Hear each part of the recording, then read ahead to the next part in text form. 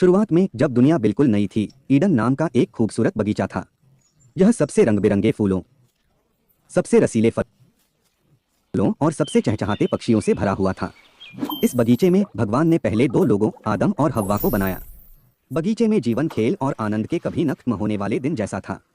आदम और हव्वा ने इस अद्भुत जगह की खोज की, जानवरों के साथ बातें की, शानदार पेड़ों की छाया के नीचे आराम किया और बगीचे में अनगिनत पेड़ों के बीच सबसे मीठे फलों का आनंद लिया। अच्छे और बुरे के ज्ञान का पेड़ बाहर खड़ा था। परमेश्वर ने आदम और हव्वा को केवल एक ही नियम दिया था, इस पेड़ का फल मत खाओ। लेकिन जिज्ञासा एक शक्तिशाली चीज है। एक दिन एक डरपोक सांप हव्वा के पास आया।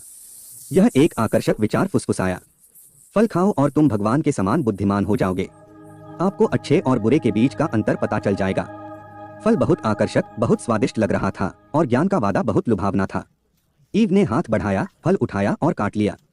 उसने कुछ एडम को दिया, जिसने भी खाया। लेकिन जैसे ही उन्होंने फल का स्वाद चखा, उनकी आंखें एक ऐसे तरीके से खुल गईं जिसकी उन्होंने उम्मीद नहीं की थी। उन्होंने चीजों को अलग तरह से देखा और महसूस किया कि उन्होंने ईश्वर की अवज्ञा की है। उन्हें डर और शर्मिंदगी महसूस हुई, ऐसी भावनाएं जो उन्होंने बगीचे के आनंद में कभी नहीं देखी थीं। जब परमेश्वर को पता चला कि उन्होंने क्या किया है, तो वह उनकी अवज्ञा से बहुत दुखी हुआ। परिणाम स्पष्ट था, वे अब अदन में नहीं रह सकते थे। गार्डन छोड़ना कठिन था। अदन के द्वार उनके पीछे बंद हो गए और पहली बार उन्हें जीवन की कठोरता का दंश महसूस हुआ। ईडन के बाहर दुनिया उबड़-खाबड़ और जंगली थी। आदम और हव्वा को शुरू से ही सब कुछ सीखना पड़ा, भोजन कैसे उगाना है, आश्रय कैसे बनाना है और तत्वों से कैसे बचना है।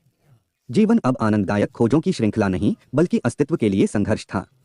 इस नई दुनिया में उन्होंने जीवन के पूर्ण स्पेक्ट्रम, खुशी और दुख, सफलता और विफलता, जन्म और मृत्यु का अनुभव किया। वे माता पिता बन गए, ऐसे बच्चों का पालन पोषण करना जिनका आगे चलकर पूरे देश में अपना परिवार फैलेगा। अपनी यात्रा के माध्यम से एडम और ईव ने अपनी ताकत और लचीलेपन की खोज की। उन्होंने बढ़ती बुद्धिमत्ता के साथ प्रत्येक चुनौती का सामना किया, अनुकूलन करना सीखा, अधिक गहराई से प्यार करना और जीवन के क्षणभंगुर क्षणों को संजोना सीखा। उन्होंने अपने बच्चों को ईडन की कहानियां